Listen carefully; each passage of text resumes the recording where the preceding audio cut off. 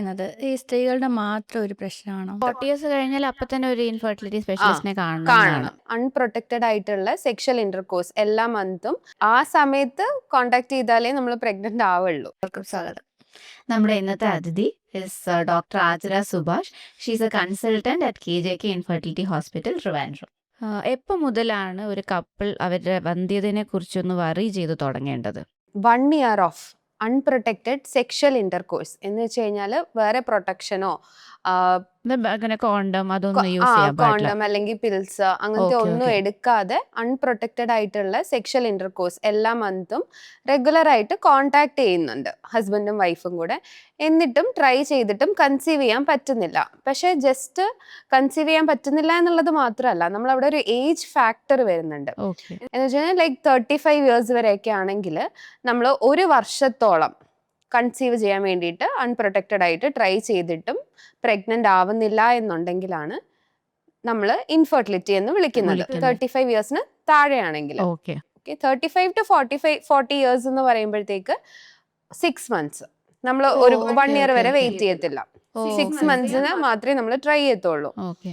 More than 40 years എന്നൊക്കെ പറയുമ്പോൾ നമ്മൾ എപ്പോഴാണോ ട്രൈ ചെയ്ത് തുടങ്ങുന്നത് അപ്പം തന്നെ ബേസിക് ആയിട്ടുള്ള ഒരു ഇവാലുവേഷൻ ചെയ്യുന്നത് തന്നെയായിരിക്കും നല്ലത്. 40 ഇയേഴ്സ് കഴിഞ്ഞാൽ അപ്പൊ തന്നെ ഒരു ഇൻഫെർട്ടിലിറ്റി സ്പെഷ്യലിസ്റ്റിനെ കാണണം. അതെ, 40 ഇയേഴ്സ് എന്ന് പറയുമ്പോഴത്തേക്ക് നിങ്ങൾ ഇപ്പം ട്രൈ ചെയ്യാൻ കൺസീവ് ചെയ്യാൻ ട്രൈ ചെയ്യാണെന്ന് പറയുമ്പോൾ അപ്പൊ തന്നെ ഒരു ഇൻഫെർട്ടിലിറ്റി സ്പെഷ്യലിനെ കണ്ട്. രണ്ടാമത്തെ കുഞ്ഞാണെങ്കിലും അത് തന്നെയാണോ? അതെ അതെ, ഏത് ഇതാണെങ്കിലും. Okay, fine, all right. അതിനെങ്ങനെ പ്രത്യേകിച്ച് ലൈക്ക് ഇപ്പോൾ ഈ നാച്ചുറൽ സൈക്കിൾ അപ്പോൾ അവർ 1 year ആയിട്ട് ട്രൈ ചെയ്യുന്നത് ചിലപ്പോൾ അവരിപ്പം ദൂരെ നിൽക്കുന്ന കപ്പിൾസ് ആയിരിക്കും, ഇടയ്ക്ക് എപ്പോഴെങ്കിലും ആയിരിക്കും കാണുന്നത്. ലൈക്ക് വർക്ക് റിലേറ്റഡ് ആയിട്ട് ദൂരെ നിൽക്കുന്നവരാണെങ്കിൽ ഇടയ്ക്ക് ഇപ്പോൾ മാസത്തിൽ ഇപ്പോൾ കുറച്ച് ദിവസം മാത്രമാണ് കാണുന്നത് ഉണ്ടെങ്കിൽ അതും കൂടെ ഇതിൽ ഇൻവോൾവ് ആണോ? മാസത്തിൽ എപ്പോഴാണ് കാണുന്നത് എന്നുള്ളതാണ് ഏറ്റവും കൂടുതൽ ഡിപ്പെൻഡ് ചെയ്യുന്നത്. അതെ അതെ എന്ന് വെച്ച് കഴിഞ്ഞാൽ നമ്മുടെ ഓവുലേഷൻ ഫേസ് ഇല്ലേ, അതാ ആ സമയത്ത് കോണ്ടാക്ട് ചെയ്താലേ നമ്മൾ പ്രഗ്നന്റ് ആവുള്ളൂ. അതിനുള്ള ചാൻസ് ഉള്ളൂ. അതാ അതുകൊണ്ടാണ്. എന്നാലും എല്ലാ മാസവും ആ ഒരു നമ്മുടെ സൈക്കിളില് ഒരു 10 to 18 ഡേയ്സിൽ ആ ഒരു ഡേയ്സിൽ നമ്മൾ കോണ്ടാക്ട് ചെയ്യുന്നുണ്ടെങ്കിൽ ആ സമയത്ത് ഇതുപോലെ 12 മാസം ട്രൈ ചെയ്തിട്ട് പ്രഗ്നന്റ് ആവുന്നില്ല എന്നുണ്ടെങ്കിൽ നിങ്ങൾക്ക് ഇച്ചിരി അങ്ങോട്ടും ഇങ്ങോട്ടും ഇറഗുലർ സൈക്കിൾസ് ഉള്ള ആളാണെങ്കിലോ അവർക്ക് ഈ 10 to 18 തന്നെയാണോ? അതുകൊണ്ടാണ് നമ്മൾ 10 to 18 എന്നുള്ളൊരു വൈഡ് ഗ്യാപ്പ് കൊടുത്തത്.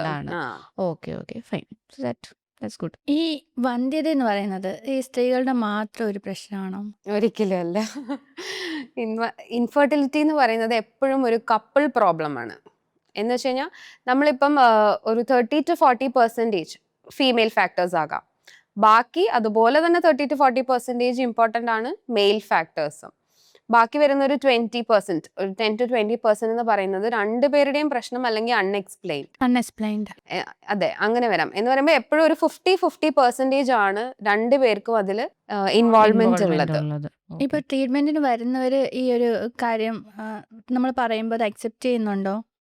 ഒബിയസ്ലി നമ്മൾ ട്രീറ്റ്മെന്റിന് വരുമ്പോഴത്തേക്ക് നമ്മൾ ആദ്യം തന്നെ ചെയ്യേണ്ടതെന്ന് വെച്ച് കഴിഞ്ഞാൽ രണ്ടുപേരെയും ഒരേ സമയത്ത് ഇവാലുവേറ്റ് ചെയ്യാം. എപ്പോഴും ഇതൊരു സ്ത്രീകളുടെ പ്രശ്നമാണെന്നും പറഞ്ഞ് സ്ത്രീകളെ മാത്രം ഇവാലുവേറ്റ് ചെയ്തിട്ട് അതാണ് എല്ലാവരും ചെയ്യുന്ന മിസ്റ്റേക്ക്. എന്നുവെച്ചാൽ പെണ്ണുങ്ങൾ മാത്രം വരും, സ്ത്രീകൾ മാത്രം വരും ഇതെന്റെ പ്രശ്നമായിരിക്കും എന്ന് വിചാരിച്ചിട്ട്. അല്ല, ഒരിക്കലും അല്ല. എപ്പോഴും 50-50%. അതുകൊണ്ട് സാധ്യതയുണ്ട്. അതെ, ഒന്നെങ്കിൽ സ്ത്രീകളിൽ അല്ലെങ്കിൽ പുരുഷന്മാരിൽ ഇതിൽ ആരുടെയെങ്കിലും ഒരാളുടെ കാരണത്താലായിരിക്കാം ഇൻഫെർട്ടിലിറ്റി ഉണ്ടാവുക. അതുകൊണ്ട് നമ്മൾ എല്ലാ പ്രാവശ്യവും ആദ്യം തന്നെ രണ്ടുപേരെയും അല്ലെ രണ്ടുപേർക്കും പ്രശ്നവും ഉണ്ടാവും. അതെ, രണ്ടുപേർക്കും പ്രശ്നമുണ്ട്. അതാണ് ഞാൻ പറഞ്ഞത്, ഒരു 30 to 40% എപ്പോഴും പെണ്ണുങ്ങളുടെയും 30 to 40% ആണുങ്ങളുടെയും, ബാക്കി വരുന്നൊരു 10 to 20% എന്ന് പറയുമ്പം കമ്പൈൻഡ് ആയിട്ട് രണ്ടുപേർക്കും പ്രശ്നം ഉണ്ടാവാവുന്ന രീതിയിലായിരിക്കാം. ലൈക്ക് ഒരു സ്ത്രീ അല്ലെങ്കിൽ ഒരു കൺസീവ് ചെയ്യാൻ ട്രൈ ചെയ്യുന്ന ഫീമെയിൽ പാർട്ട്ണർ അവരുടെ പീരിയഡ്സ് നോർമലാണോ ഇല്ലയെന്നോ അങ്ങനത്തെ കുറച്ച് ഡൗട്ട് വരാമല്ലോ അവർക്ക്. അപ്പോൾ അതെങ്ങനെ ക്ലാരിഫൈ ചെയ്ത് കൊടുക്കേണ്ടത്? ഓക്കെ, എപ്പോഴും റെഗുലർ സൈക്കിൾസ് ഉണ്ട് എന്ന് വെച്ച് കഴിഞ്ഞാൽ നമുക്കൊരു റീഅഷ്വറൻസ് ആണ്. ഓക്കെ, എന്ന് വെച്ച് കഴിഞ്ഞാൽ എനിക്ക് എല്ലാ മാസവും പീരീഡ്സ് ആവുന്നുണ്ട് എന്ന് പറയുമ്പോഴത്തേക്ക് നമുക്ക് ഓക്കെ, ദാറ്റ്സ് ലൈക്ക് ഒരു ബേസിക് കാര്യമാണ്. നിങ്ങളുടെ ഓവുലേഷൻ, ഈ റെഗുലർ സൈക്കിൾസ് എന്ന് പറയുന്നത് എന്ന് വെച്ചാൽ ഓവുലേഷൻ നടക്കുന്നുണ്ടോ ഇല്ലയോ എന്നുള്ളത്. എന്നാൽ കൺഫർമേഷൻ ഒന്നും അല്ല. അതെ. പക്ഷെ റെഗുലർ സൈക്കിൾസ് ഉള്ളപ്പോൾ നമുക്കൊരു റീഅഷ്യൂർ ചെയ്യാം പേഷ്യന്റിനെ ദാറ്റ് അസ്യൂം ചെയ്യാം ഓവുലേഷൻ ഉണ്ട് എന്ന്. വലിയ പ്രശ്നമില്ല. വലിയ പ്രശ്നമില്ല, ഓവുലേറ്റ് ചെയ്യുന്നുണ്ട് എന്നുള്ളത്. പക്ഷെ ഒരിക്കലും റെഗുലർ സൈക്കിൾസ് ഉണ്ട് എന്ന് പറഞ്ഞിട്ട് ഇൻഫെർട്ടിലിറ്റി ഉണ്ടോ ഇല്ലയോ എന്നുള്ളത് പറയാൻ പറ്റില്ല. അപ്പൊ എല്ലാവർക്കും ഒരു ഡൗട്ട് എന്താണ് ഈ റെഗുലർ സൈക്കിൾസ് എന്നുള്ളത്. നമ്മൾ ഉദ്ദേശിക്കുന്നത് എന്താന്ന് വെച്ച് കഴിഞ്ഞാൽ ഒരു എല്ലാ 21 to 35 days, ഓക്കെ, എല്ലാ ഒരു 21-35 ദിവസത്തിനുള്ളിൽ എല്ലാ മാസവും പീരീഡ്സ് ആകും. പീരീഡ്സ് വന്നു കഴിഞ്ഞാൽ ഒരു 2 to 7 ദിവസം വരെ 2 to 7 days വരെ ബ്ലീഡിങ് ഉണ്ടാകും. ഓ. ആൻഡ് അതൊരു ആവറേജ് ബ്ലീഡിങ് ആണ്. ആവറേജ് ബ്ലീഡിങ്ങും വലിയ നമുക്ക് സഹിക്കാൻ പറ്റാത്ത പെയിൻ ഒന്നും ഇല്ല. ഇതാണ് എപ്പോഴും ഒരു റെഗുലർ സൈക്കിൾ Average നമ്മൾ bleeding ഉദ്ദേശിക്കുന്നത്. എന്ന് പറയുമ്പോൾ പാഡ് പെർ ഡേ അതോടെ അതെ. എന്ന് വെച്ചാൽ ഇപ്പം സൈക്കിൾസ് ഈ ഒരു 21 to 35 എന്ന് ഞാൻ പറഞ്ഞില്ലേ. അപ്പം ചില ആൾക്കാർ വന്നിട്ട് പറയുമ്പോൾ അതിന്റെ സൈക്കിൾസ് ഇറഗുലറാണ്. നമ്മൾ ചോദിക്കുക എത്ര ഇറഗുലർ, 3 ദിവസം അങ്ങോട്ട് പോകും 3 ദിവസം ഇങ്ങോട്ടും. അതൊരു പ്രശ്നേ അല്ല. അതുകൊണ്ടാണ് ഇത്രയും ഒരു റേഞ്ച് വെച്ചേക്കുന്നത് 21 to 35 days. അത് അങ്ങോട്ടോ ഇങ്ങോട്ടോ ആകാം. പിന്നെ അപ്പൊ 21 ഡേയ്സിന് എല്ലാ പ്രാവശ്യം 21 ഡേയ്സിന് മുന്നേ ആവുന്നുണ്ട്, അല്ലെങ്കിൽ 35 ഡേയ്സ് കഴിഞ്ഞാകുന്നുണ്ട്. അപ്പൊ നമ്മൾക്ക് കുറച്ച് കൺസേൺ വരേണ്ട കാര്യമുണ്ട്. അത് നമ്മൾ ഇവാലുവേറ്റ് ചെയ്യണം. ഓ. പിന്നെ ആവറേജ് ബ്ലീഡിംഗ് എന്ന് പറയുമ്പം ഇപ്പം നിങ്ങൾ എല്ലാ മാസവും എത്ര പാഡാണ് യൂസ് ചെയ്യുന്നത്, കൂടുതൽ ഈ ബ്ലീഡിങ് ഉണ്ടാവുന്ന സമയത്ത് ക്ലോട്ട് ആയിട്ടൊക്കെ പോവില്ലേ, പാസ് ചെയ്യുന്നുണ്ടല്ലോ, അതൊക്കെ കൂടുതൽ പോകുന്നുണ്ട്. അങ്ങനെയൊക്കെ വരുമ്പോഴാണ് 3 സെന്റിമീറ്റർ എബോ ഒക്കെ വരുവാണെങ്കിൽ അതാണ് നമ്മൾ കൂടുതൽ എക്സസീവ് ബ്ലീഡിങ്. അല്ലെ ഇപ്പൊ നമ്മൾ ശരിക്കും പറയുന്നതെന്ന് വെച്ച് കഴിഞ്ഞാൽ ഒരു സ്ത്രീക്ക് അവരുടെ ഡേ ടു ഡേ ആക്ടിവിറ്റീസിൽ ഇന്റർഫിയറൻസ് വരുന്നുണ്ട്.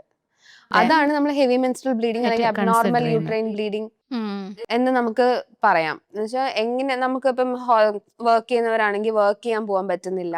ക്വാളിറ്റി ഓഫ് ലൈഫിനെ ക്വാളിറ്റി ഓഫ് ലൈഫ്, അതെ, ക്വാളിറ്റി ഓഫ് ലൈഫ് എഫക്ട് ചെയ്യുമ്പോഴത്തേക്കാണ് നമ്മൾ അതും കൂടെ കൺസിഡർ ചെയ്യുന്നുണ്ട് ഈ അബ്നോർമൽ യൂട്രൈൻ ബ്ലീഡിംഗ് എന്ന് പറയുന്നത്.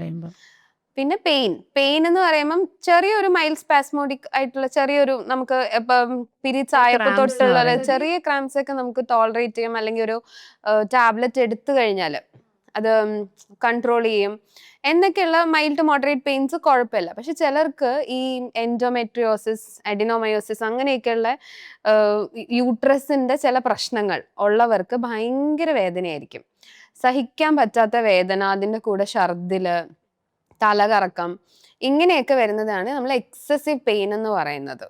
അപ്പം അങ്ങനത്തെ കാര്യങ്ങൾ ഈ നമ്മുടെ ഇപ്പൊ നോർമൽ റൂട്ടീൻ ഒരു ഡെഫിനിഷൻ ഉണ്ടല്ലോ, അതിൽ നിന്ന് എന്തെങ്കിലും ഡീവിയേറ്റ് ചെയ്ത് വരുമ്പോഴാണ് നമ്മൾ എപ്പോഴും കൺസേൺ ആവേണ്ടത്. അതുകൊണ്ട് ഈ റെഗുലർ സൈക്കിൾസ് എന്ന് പറയുന്നത് എപ്പോഴും ഒരു റീഅഷ്യൂറൻസ്, അത് മാത്രമേ ഉള്ളൂ. ഈ റെഗുലർ സൈക്കിൾസ് ആണ്, പക്ഷെ എന്നാൽ പോലും വേറെയും ഫാക്ടേഴ്സ് ഉണ്ട്. ലൈക്ക് നമ്മൾ യൂട്രസിനകത്ത് വേറെ എന്തെങ്കിലും ഫൈബ്രോയിഡ്, പോളിപ്പ് അങ്ങനെയൊക്കെ വരുന്ന കാര്യങ്ങളുണ്ടെങ്കിലും ഈ ഇംപ്ലാന്റേഷൻ എന്ന് വെച്ച് കഴിഞ്ഞാൽ ഇപ്പം അവർക്ക് നോർമൽ സൈക്കിൾസ് ആയിരിക്കും.